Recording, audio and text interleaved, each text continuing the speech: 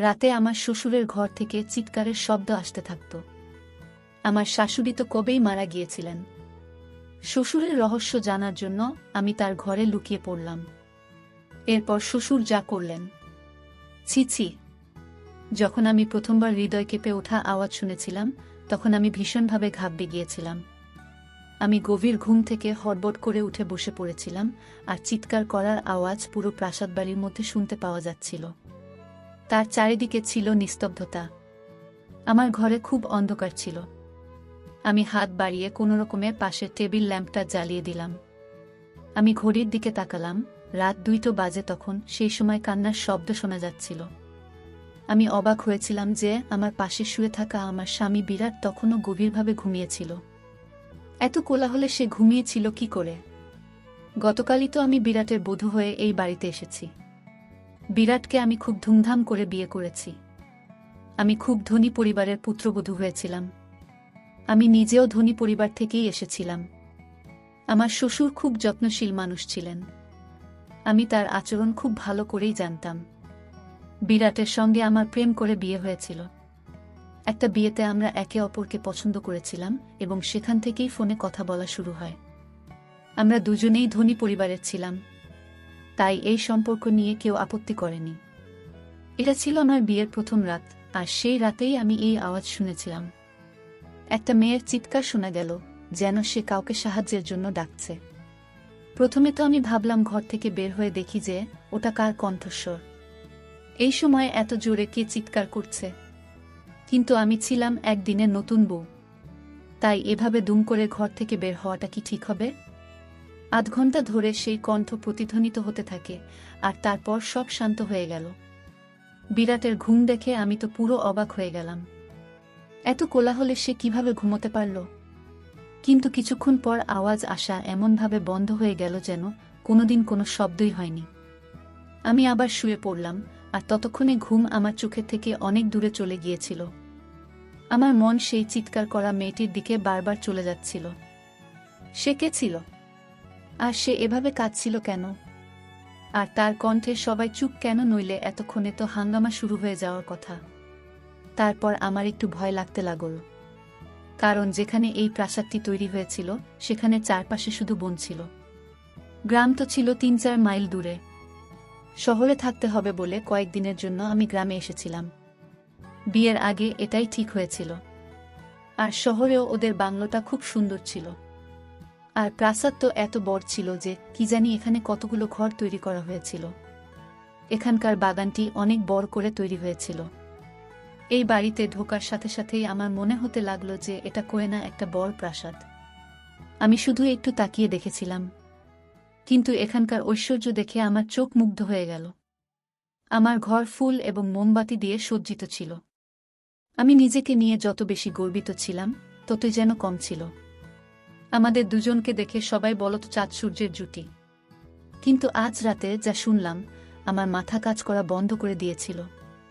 জানি না, ভাবতে ভাবতে কখন যে ঘুমের মাঝে হারিয়ে গেলাম। সকালে বিরাট সুন্দর হাসি মুখে আমাকে জাগিয়ে তুলল। বলতে লাগল, উঠুন ম্যাডাম, এটি এমন একটি শহর নয় যেখানে আপনি শান্তিতে ঘুমাতে পারেন। আমি যখন ধীরে ধীরে চোখ খুললাম, দেখলাম সে ইতিমধ্যেই উঠে গেছে। বিরাট বিছানা থেকে উঠে জামা কাপড় বের করছিল।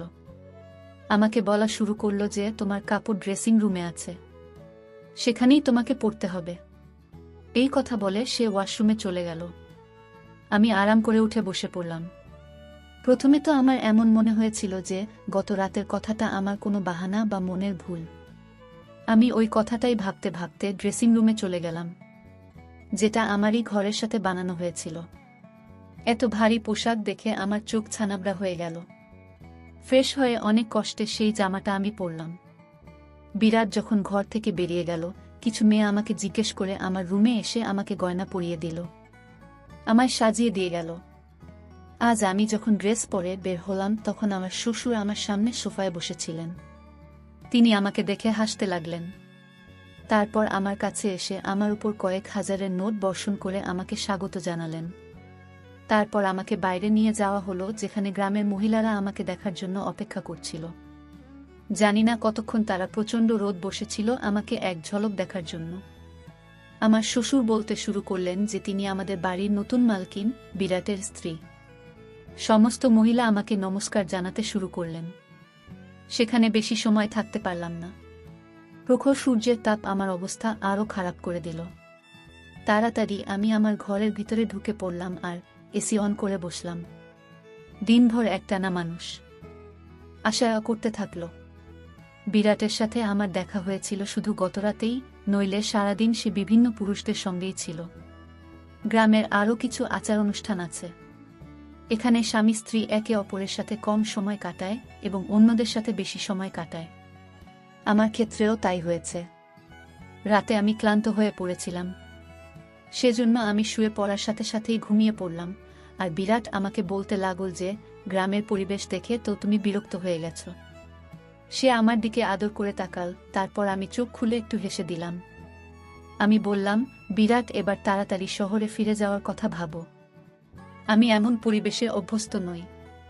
আমার কথায় কেন জানি না বিরাটের হাসি মিলিয়ে গেল। তারপর বিছানায় হেলান দিয়ে সে বসল। বলা শুরু করল, এখন তো সেটা সম্ভব না, কিন্তু আমি চেষ্টা করব। আমি ঘুমিয়ে থাকলেও চোখ মেলে তার দিকে তাকাতে লাগলাম। বিরাট, আমি 2 দিনের বেশি গ্রামে থাকতে পারব না। তুমি এটা খুব ভালো করেই জানো। এখনকার পোশাকে, এখানকার জীবনযাত্রায় আমি দমবন্ধ অনুভব করি। অদ্ভুত এক শ্বাসরুদ্ধকর পরিবেশ এখানে। আমি থাকতে পারব না। আমার কথা শুনে সে গভীর চিন্তায় পড়ে গেল। তখন সে একটা সিগারেট বের করে লাইটার দিয়ে জ্বালিয়ে ধূমপান করতে লাগল। আমার ঘুম পেয়েছিল, তাই আমি তাড়াতাড়ি ঘুমিয়ে পড়েছিলাম। রাতে আবার একই শব্দে আমার চোখ খুলে গেল। সেই একটি মেয়ের চিৎকার, নিজেকে বাঁচানোর জন্য সাহায্য চাইছিল সে। আমি সঙ্গে সঙ্গে উঠলাম এবং বিরাটকেও জাগিয়ে দিলাম। ঘুমের মধ্যে ও আমাকে দেখতে লাগল। আমি বললাম, বিরাট, কেউ চিৎকার করছে। আমার কথায় সে লুকিয়ে চোখ ফেরালো, বলতে লাগল, কি রকম কণ্ঠ! আমি তো এখানে কোনো শব্দ শুনতে পাচ্ছি না। ওর এই কথা শুনে আমি তো অবাক হয়ে গেলাম। এটা কিভাবে সম্ভব হলো? আমি তো মেয়েটির কান্নার শব্দ দিব্যি শুনতে পেলাম, কিন্তু বিরাট তা শুনতে পাচ্ছে না। আমি অবাক হয়ে বিরাটের দিকে তাকালাম। আমি বললাম, তুমি একটা মেয়ের গলা শুনতে পাচ্ছ না? সে বলতে লাগল, না, আমি তো কোনো শব্দ শুনতে পাচ্ছি না। আমি ঘুমাচ্ছি, আমাকে আর বিরক্ত করবে না, এই বলে সে আবার ঘুমিয়ে পড়ল। আর ভয়ে আমার অবস্থা খারাপ হয়ে গিয়েছিল। এই কণ্ঠস্বর কি শুধু আমি শুনছিলাম? মানে তাহলে কি ওটা কোনো ভূত? ভাবতে ভাবতে আমি ভয়ে কাঁপতে লাগলাম। ভয়ে আমি বিরাটকে জড়িয়ে ধরে শুয়ে পড়লাম। আমার হৃৎপিণ্ড জোর জোর স্পন্দিত হচ্ছিল। এখন এই প্রাসাদে একদিনও আমার থাকতে ইচ্ছে করছিল না। আমি তো ভূতকে খুব ভয় করতাম। পরদিন সকালেই আমি বিরাটের সঙ্গে শহরে যাওয়ার কথা বলতে শুরু করি। আমি বললাম, আমি শহরে ফিরে যেতে চাই। আমার ভয় লাগছে এখানে। আমি এখানে 2 দিন ধরেই চিৎকারের শব্দ শুনতে পাচ্ছি, যেন সাহায্যের জন্য কোনো মেয়ে ডাকছে। আমি এখানে থাকতে পারবো না। ভয়ে মনে হচ্ছিল এখনই আমি কেঁদে ফেলব। বিরাট আমার মুখ মনোযোগ দিয়ে দেখছিল। সে থেকেই নিজের নজর লুকাচ্ছিল আমার থেকে। সে আমাকে বলা শুরু করল, বছরের পর বছর ধরে প্রাসাদটি এভাবেই ভুতুড়ে হয়ে রয়েছে। কেউই এমন শব্দ শুনতে পায় যেমন তুমি শুনতে পাচ্ছ, কিন্তু সেই ভুতুড়ের শব্দ বা ছায়াগুলো কখনো আমাদের ক্ষতি করেনি। নইলে আমার বৌদিরা কি এখানে থাকতে পারত? বিরাটের কোনো কথাতেই আমি শান্তি পাচ্ছিলাম না, আর আমি শুধু শহরে যাওয়ার অপেক্ষায় ছিলাম। সকালে জলখাবার খাওয়ার সময় আমার শ্বশুর বিরাটকে জিজ্ঞেস করলেন, তুমি কখন শহরে যাচ্ছ? একথা শুনে বিরাটের চায়ের কাপ হাতেই থেকে গেল। কিন্তু আমি মনে মনে খুশি হলাম যে কেউ আমাদের গ্রাম থেকে শহরে পাঠানোর কথা ভেবেছে। বিরাট বলল, বাবা, যা তোমার হুকুম। বিরাট কষ্ট করে একথা বলেছিল। বাবাকে সে খুব ভয় পেত। শ্বশুর বলতে লাগলেন, আজ সন্ধ্যার মধ্যে শহরে যাবার প্রস্তুতি নাও, সেখানে গিয়ে তুমি সেখানকার কাজ দেখো। আমি তো তখন পুরো আনন্দে আটখানা। তখন আমি তাড়াতাড়ি চা শেষ করলাম আর চেয়ারটা পিছনে ঠেলে উঠে দাঁড়িয়ে পড়লাম। শ্বশুর আমাকে তখন বলতে লাগলেন, বৌমা, তুমি আজ ঠিকমতো নাস্তা করনি কেন? আমি বললাম, আমাকে নিজের এবং বিরাটের জন্য প্যাক করতে হবে। সন্ধ্যার মধ্যে সেসব কাজ সারতে সময় লাগবে। আমার কথা শুনে শ্বশুর বিরাটের দিকে তাকাতে লাগলেন আর বললেন, তুমি বুকে বলনি যে সে এখন এখানেই থাকবে, এই ব্যাপারটা আমার হৃদয়ে আঘাত করেছিল এবং আমি অবাক হয়ে বিরাটের দিকে তাকিয়েছিলাম। বিরাট বলতে লাগল, আমি ভুলে গেছি বাবা। আমার শ্বশুর তখন আমাকে বলতে লাগলেন, তুমি এখন আমাদের ইজ্জত, আর আমাদের বাড়ির মহিলারা প্রাসাদ থেকে বের হয় না। তুমি এখানেই থাকবে, শহরে শুধু বিরাট যাবে। আমি এটা শুনে হতবাক হয়ে গিয়েছিলাম। বিরাট এটা আগে বলেনি আমায়। সে আমাকে এটাই বলেছিল যে আমাকে কিছুদিন মাত্র গ্রামে থাকতে হবে, তারপর সে আমাকে তার সাথে শহরে নিয়ে যাবে। আমি রাগ করে উঠে ঘরে চলে গেলাম। আমাকে মিথ্যা বলা হয়েছিল। কিছুক্ষণ পর ঘরে এলো বিরাট। আমি কাঁদতে কাঁদতে বললাম, আমি এই ভুতুরে বাড়িতে থাকতে চাই না। তুমি আমাকে বলেছিলে যে আমরা শহরে থাকব। তুমি গিয়ে তোমার বাবাকে বলো। আমার কথা শুনে সে আমার পাশে বসে খুব আদর করে বলল, আমি এখনই তোমাকে শহরে নিয়ে যেতে পারবো না। শুধু কয়েক মাস তুমি এখানে থাকো, এখানকার নারীদের মতো করেই। তারপর তোমায় আমি শহরে নিয়ে যাব। আমি বললাম, তোমাকে ছাড়া আমি এখানে থাকব না। রাতের সেই চিৎকার আমাকে প্রাণে মেরে ফেলবে। আমি খুবই আতঙ্কিত ছিলাম। সে আমাকে বলতে লাগল, ওইসব চিৎকারে কান দেবে না। সে যেই হোক না কেন, সে তোমার কোনো ক্ষতি করবে না। এইটা আমি তোমাকে কথা দিতে পারি। তুমি শুধু রুমটা লক করে রাখবে, আর রাতে একদম বাইরে বেরোবে না। বিরাটের কথা আমাকে অনেক ভয় পাইয়ে দিল। আমি বললাম, রাতে এই ঘরে আমি একা ঘুমাতে পারবো না। বিরাট কিছু একটা ভাবতে থাকলো, তারপর বলা শুরু করলো, ঠিক আছে, বাবাকে জিজ্ঞেস করে কাজের মেয়ের ব্যবস্থা করব, যে তোমার সাথে এই ঘরে ঘুমাবে। কিন্তু তুমি শুধু এই চেষ্টা করো, বাবা তোমার বিরুদ্ধে কোনো অভিযোগ যেন না করে। আমি তার এই কথায় মাথা নাড়লাম। বিরাট সন্ধ্যায় শহরের উদ্দেশ্যে রওনা হয়েছিল, আর আমি এখানে একাই রয়ে গেলাম। রাতে আমার ঘরে একজন কাজের মেয়ে আমার সাথে ঘুমাতে শুরু করল। সে তার বিছানা মাটিতে বিছিয়ে শুয়ে পড়ত। রাতে যখনই চিৎকারের আওয়াজ আসত, আমার চোখ খুলে যেত। চিৎকারের আওয়াজ যখন আসত, আমি বুঝতে পেরেছিলাম যে সেই দাসীও ওই আওয়াজ শুনতে পায়, কারণ আওয়াজ আসতেই ওই মেয়েটির ঘুম ভেঙে যেত আর সে এপাশ ওপাশ করতে থাকত। অনেকবার আমি দাসীকে চিৎকারের বিষয়ে জিজ্ঞাসা করেছি। তাকে সে ব্যাপারে জিজ্ঞাসা করলেই তার মুখ ফ্যাকাশে হয়ে যেত আর সে ভয় পেয়ে যেত। তারপর মাথা নাড়তে নাড়তে সে বলতে লাগল, এমন আওয়াজ আমি কখনো শুনিনি। আমি তার ভয় থেকে অনুমান করেছিলাম যে এই গল্পটা ঠিক অন্য কিছু। তাই আমি তাকে বলেছিলাম যে আমি জানি তুমিও সেই কণ্ঠস্বর শুনতে পাচ্ছ। আমার কথা শুনে সে আমার সামনে হাত জোট করে বলতে লাগল, হাভেলিতে কাউকে এই কথা বলবেন না, নইলে খুব খারাপ হবে। ওই দাসীর কথা শুনে আমি জানতে চাইলাম, অন্তত তোমার জানা উচিত এই পুরো ব্যাপারটা কি। রাতে ওইসব চিৎকার শুনে সিদ্ধান্ত নিলাম সত্যিটা ঠিক কি তা এবার আমিই খুঁজে বের করব। কারণ কোথাও আমি নিশ্চিত ছিলাম যে এটা ভূতের ব্যাপার নয়। রাতে চিৎকারের আওয়াজ শুনে তাই আমি উঠে দাঁড়ালাম এবং পা টিপে টিপে গিয়ে আস্তে আস্তে আমার ঘরের দরজা খুললাম। আমি উপরের তলা থেকে সেই কণ্ঠস্বর শুনতে পাচ্ছিলাম। আমি আস্তে আস্তে উপরে উঠলাম। এখন আমি সেই কণ্ঠস্বর আরও কাছ থেকে শুনতে পাচ্ছিলাম। সেই কণ্ঠস্বর অনুসরণ করে এগিয়ে গেলে সামনের ঘরটা দেখে আমি তো চমকে উঠলাম, কারণ ওটা তো ছিল আমার শ্বশুরের ঘর, যেখান থেকে মেয়েটির চিৎকারের শব্দ ভেসে আসছিল। তখন তো আমার মুখের রং উড়ে গেল। আমি নিচে ফিরে এলাম এবং আমার স্পন্দিত হৃৎপিণ্ডকে নিয়ন্ত্রণ করার জন্য আমার রুমে ঢুকে গেলাম। বিক্রম অর্থাৎ আমার শ্বশুরের ঘর থেকে সেই কণ্ঠস্বর শুনে আমি ভাবতেও পারিনি যে সে এমন হতে পারে। তার স্ত্রীও বেঁচে ছিলেন না, আবার বিয়েও করেননি তিনি।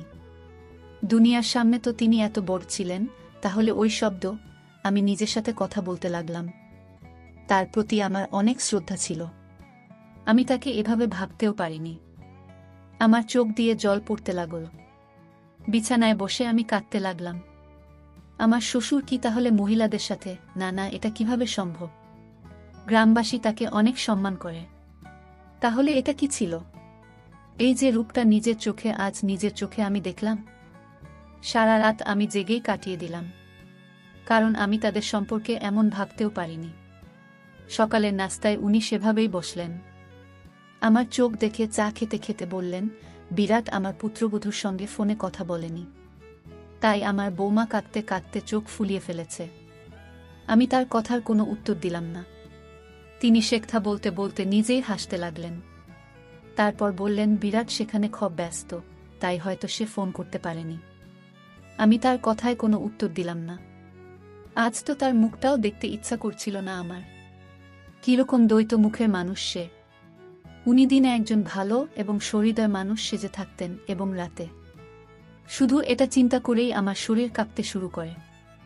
আমি ভেবেছিলাম যে এবার আমি তার পর্দা ফাঁস করেই ছাড়ব, কিন্তু আমি জানতাম না যে আমি নিজের জন্য কতটা সমস্যা তৈরি করতে চলেছি। রাতে আবার যখন দ্বিতীয়বার একই আওয়াজ শুনতে পেলাম, আমি তখন আবার ঠিক ওই ঘরের সামনে চলে গেলাম আর ঘরের দরজার গর্ত দিয়ে দেখতে লাগলাম। সে একটি 8 বছর বয়সী মেয়ে ছিল। দেখে গ্রামের মেয়ে মনে হচ্ছিল। তার চোখে মুখে তার যন্ত্রণা স্পষ্ট দেখা যাচ্ছিল।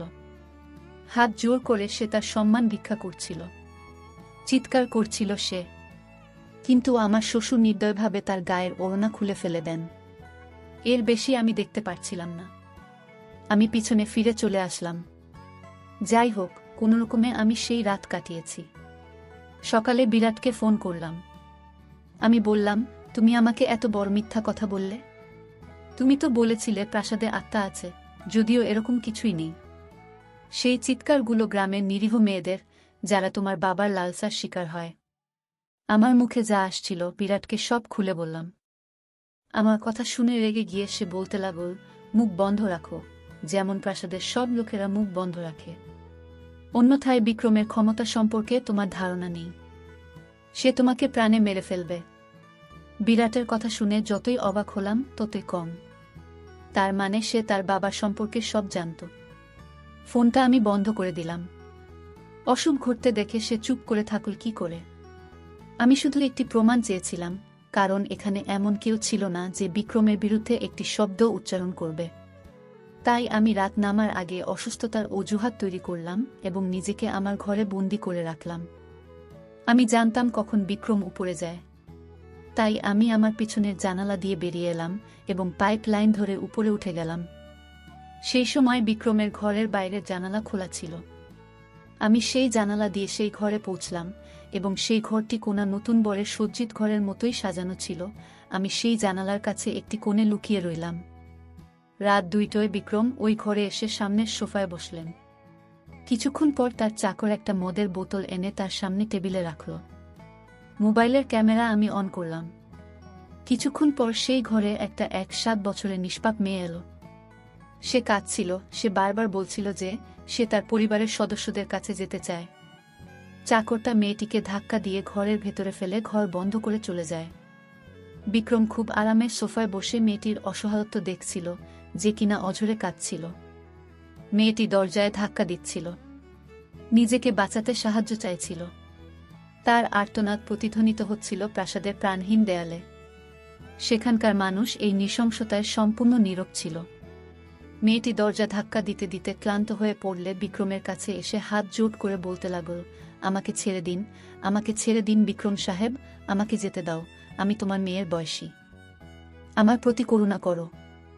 ওর কথা শুনে শ্বশুর রাগ করে উঠে গেলেন আর ওর চুল ধরে রাগ চোখে তাকিয়ে বললেন, নিচু জাতের মেয়ে, তোমার এত সাহস যে আমার সামনে তুমি কথা বলো। আমি এবার তোকে বলি, আমার সামনে যারা কথা বলে তাদের আমি কি অবস্থা করি। এই বলে সে মেয়েটিকে প্রচণ্ড জোরে মাটিতে ফেলে দিল। তারপর তার পেটে লাথি মারতে লাগল। মেয়েটি যন্ত্রণায় চিৎকার করে উঠল। আর আমি এই সব দেখতে পারছিলাম না। জানি না কিভাবে নিজেকে কন্ট্রোল করলাম। আমি ওখানে দাঁড়িয়ে আমি এই সব দেখছিলাম। তারপর লোকটি মেয়েটিকে ধরে বিছানায় ছুঁড়ে ফেলল এবং সাথে সাথে সে তার সিগারেট জ্বালিয়ে মেয়েটির মুখে লাগালো। আমিও মেয়েটির চিৎকারের সাথে সাথে চিৎকার করে উঠলাম। বিক্রম সঙ্গে সঙ্গে সেখান থেকে পিছু হটে গিয়ে পিছনে ঘুরতে লাগল। আমার চিৎকার শুনে সে বুঝতে পারল যে ওই ঘরে মেয়েটি ছাড়া অন্য কেউ আছে। সে আমাকে খুঁজে পাওয়ার আগেই আমি একই জানালা দিয়ে বাইরে বেরিয়ে গেলাম। কিন্তু সে হয়তো আমাকে দেখে ফেলেছে। আমি পেশাদার গোয়েন্দাটা ছিলাম না, ছিলাম একটা সাধারণ মেয়ে। আমি যে রাস্তা দিয়ে এসেছিলাম সেইভাবেই নিচে নেমে পড়লাম। কিন্তু আমি ঘরের বদলে হাভেলির প্রাসাদের পেছনে চলে গেলাম। সেখানে গিয়ে লুকিয়ে পড়লাম। পুরো প্রাসাদে একটা হইচই অনুভব করলাম। অনেক পদক্ষেপের শব্দ শোনা গেল। একটা ঘন ঝোপের মধ্যে লুকিয়ে রইলাম আমি। অনেক চাকর টর্চ জ্বালিয়ে আমাকে খুঁজছিল। আমি তো শ্বাস নিতে ভুলে গিয়েছিলাম। আমার ভয় ছিল এখনই আমি বুঝি ধরা পড়ব। কিছুক্ষণ পর ওই চাকররা সেখান থেকে চলে গেল। তারা চলে যাওয়ার সাথে সাথে আমি স্বস্তির নিঃশ্বাস ফেললাম। আমি একটা গাছে উঠতে লাগলাম যেটা এই প্রাচীরের দেয়ালে লেগে আছে। ওই গাছে উঠে দেয়ালের ওপাশে তাকালাম, যেটা ছিল ঘন জঙ্গল। আমি সেখানে ঝাঁপিয়ে পড়লাম। সেই জঙ্গল পেরিয়ে কোথায় পৌঁছব জানতাম না, কিন্তু আমি দৌড়াতে থাকলাম। সকাল পর্যন্ত দৌড়ালাম। ম্লান আলো আসতেই দেখলাম যে রাস্তার কাছে আমি পৌঁছে গেছি। একই সময়ে শহরের দিকে যাওয়ার জন্য একটি বাস যাচ্ছিল। সেই বাসে বসলাম। সারাটা পথ আমার ওড়না দিয়ে আমি মুখ লুকিয়ে রাখলাম। শহরে পৌঁছানোর সাথে সাথে আমার বাবার বন্ধুর সাথে আমার দেখা হলো, যিনি ডিআইজি ছিলেন। তাকে সেই ভিডিও দেখালাম আমি। আমার কারণে ওই গ্রামে এই জঘন্য খেলার গল্প শেষ হয়ে গিয়েছিল। বিক্রমের পাশাপাশি বিরাটও ধরা পড়ে। ওই লোকেরা গ্রামের যুবতী মেয়েদের সঙ্গে অন্যায় কাজকর্ম করে তাদের অন্য দেশে পাঠিয়ে দিত। আমি বিরাটের থেকে ডিভোর্স নিয়েছিলাম, কারণ এমন একজনের সাথে আমি আমার জীবন কাটাতে পারিনি। কিন্তু আমি খুশি যে আমার কারণে অনেক মেয়ে রক্ষা পেয়েছে। বন্ধুরা, গল্পটি আপনাদের কেমন লাগলো?